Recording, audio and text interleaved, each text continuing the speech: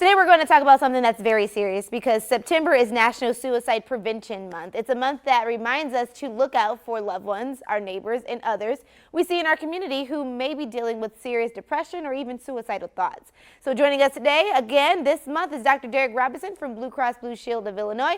Dr. Robinson, thanks for coming on today.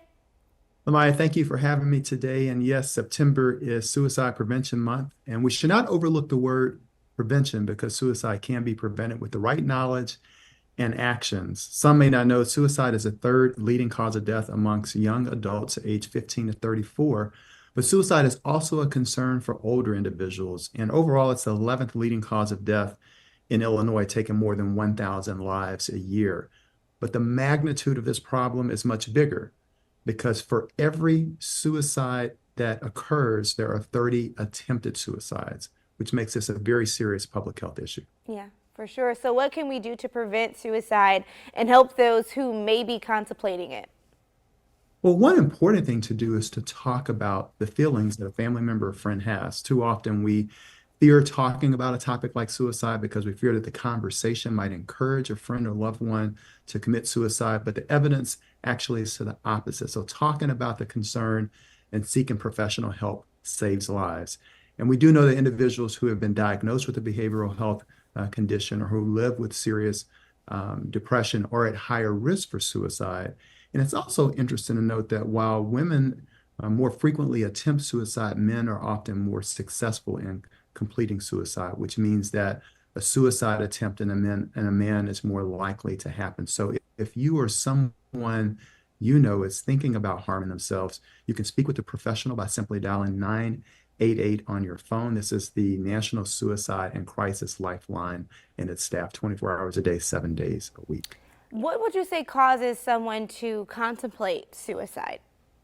Well, I'd say that these feelings are complex, are usually not a single cause for them, but there can be tipping points. And these might include serious financial or legal problems, broken relationships, a serious illness, or the loss of a loved one. And these can also be exacerbated by drugs and alcohol.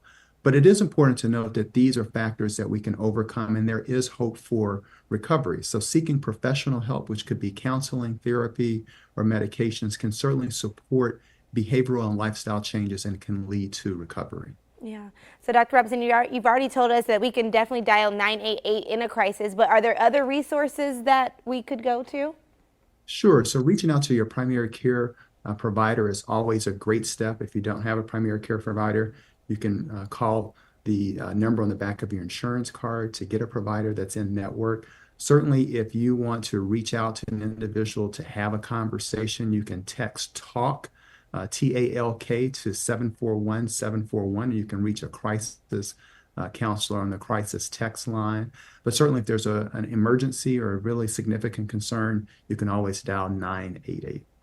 For sure. It's definitely a tough tackle and subject to talk about, but I'm glad we did because so many people and loved ones and families do experience this year-round. So definitely, guys, head over to our website for more information. And if you do need any help while you're in a crisis, you do have that number.